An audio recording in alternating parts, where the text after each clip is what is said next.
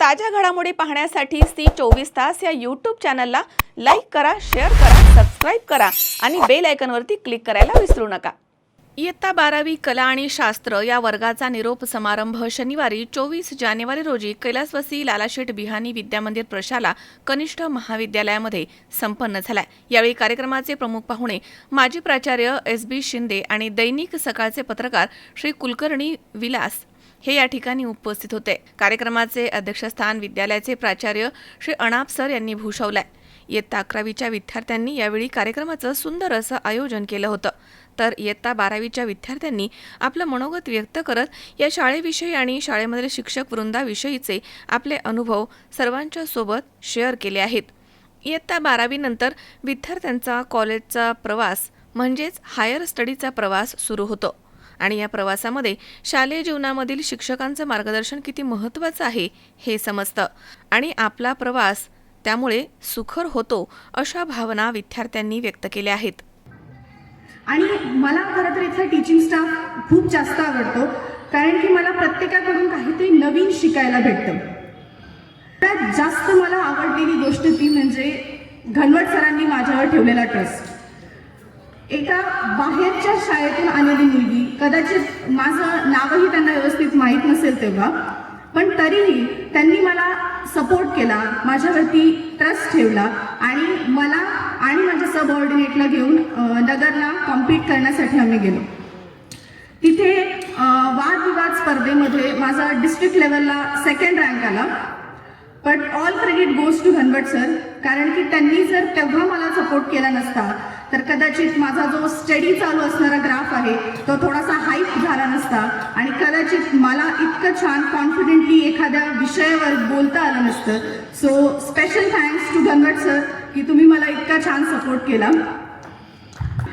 आणखी माझ्या टीचर्स बद्दल बोलायचं झालं तर Borude sir, Relkar sir, Badak sir, Mandave ma'am, Rajashri ma'am सगळेच अत्यंत उत्तम टीचिंग स्टाफ आहे। सगळ्यांकडून काही ना काही क्वालिटीज घेण्यासारख्या। एक टीचर म्हणून नाही तर जेव्हा एक व्यक्ती म्हणून आपण त्यांच्याकडे बघतो तेव्हा प्रत्येकामध्ये काहीतरी अशी क्वालिटी आहे की जे आपण आपल्या रोजच्या लाईफमध्ये किंवा आपल्या पुढच्या जर्नीमध्ये यूज करू शकतो। So thank you very much to all my dear teachers की त्यांनी मला छोट्या छोट्या गोष्टींमधून काही ना काही शिकवलं आणि त्यांच्या या शिकवणीतून मी स्टेप बाय स्टेप इम्प्रूव्ह होत गेले। Thank you very much. वो दिन भी क्या दिन थे म्हणत आजचा आपला हा शाळेतला शेवटचा दिवस आणि माझं या शाळेतलं हे शेवटचं speech.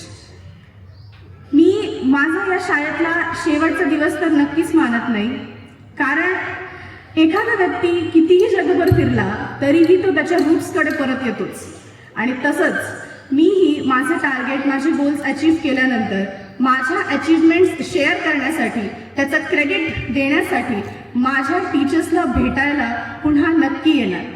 So thank you very much to all my dear teachers for being a part of my journey. I am very lucky to have all of you. At last एवढंच सांगेन, ध्येय दूर आहे म्हणून रस्ता सोडू नका, स्वप्न मनात दडलेले कधीही मोडू नका, पावलं पावली येतील कठीण प्रसंग, पण ध्येय पूर्ण होईपर्यंत हार मानू नका। All the best to all of you for our exams, and once again thank you my dear teachers for being a part in my journey. Thank you everyone. या तिघींनी आपलं मनोगत व्यक्त केलं आणि मनोगतातनं त्यांनी विद्यालयाप्रती, आपल्या शिक्षकांप्रती जी कृतज्ञता आहे ती व्यक्त केली। या 2 वर्षात मला आठवतं आम्ही आमच्या 12वीच्या विद्यार्थ्यांना वेळप्रसंगी रागावलो, बोललो आणि मारलंही। यात आमचा कुठलाही स्वार्थ नव्हता। आम्हाला अपेक्षित होतं की तुमच्यात बदल व्हावा, तुम्ही एक चांगले विद्यार्थी व्हावे, ही मनापासूनची तळमळ होती। कुठेही आम्ही या ठिकाणी आमच्या मनातला राग त्या ठिकाणी व्यक्त केलेला नाही। पूर्णपणे या 2 वर्षामध्ये आमचा विद्यार्थी कसा घडेल, या शाळेचा नावलौकिक कसा वाढेल, हाच हेतू ठेवून आम्ही तुम्हाला या ठिकाणी ज्ञानही देण्याचं काम केलं आणि वेळप्रसंगी तुम्हाला या ठिकाणी चुकल्यास शिक्षाही केलेली आहे। या निरोप समारंभाच्या निमित्तानं मी एवढं सांगेल की आता कुमारी रुद्राक्षीने सांगितलं की मी जेव्हा काही अचीव करेल, मी माझ्या जीवनात काही मिळवेल, तेव्हा नक्की या शाळेत मी पुन्हा येईल. मी तुम्हा सगळ्यांना या ठिकाणी एकच सांगू इच्छितो की तुम्ही कुणी काही विद्यार्थी मोठे इंजिनियर्स होतील, काही डॉक्टर्स होतील, काही विद्यार्थी सामान्य शेतकरी होतील, व्यापारी होतील, परंतु आपल्या या भूमीला, या ज्या ठिकाणी तुम्ही खेळलाय या मातीला तुम्ही कधी विसरू नका. शेवटी जाता जाता एक आम्हाला या शाळेत शिकवलेली एक कविता मला आठवली. हिंदीतील ती कविता आहे, मी ती तुमच्यासमोर सादर करतो. नीट अगदी काळजीपूर्वक ऐका, त्यातील एक एक शब्द काय आहे तो ऐका, म्हणजे मला वाटतं त्यातनं तुम्हाला नक्कीच प्रेरणा मिळेल. कवितेचं नाव आहे कोशिश करने वालों की हार नहीं होती. गरज प्रसंगी तुम्हालाही माझ्याबरोबर त्यातल्या काही ओळी म्हणायच्या आहेत. मित्रांनो ऐका, सरळ बसा, ऐका जरा. कोशिश करने वालों की हार नहीं होती, लहरों से डरकर नौका पार नहीं होती.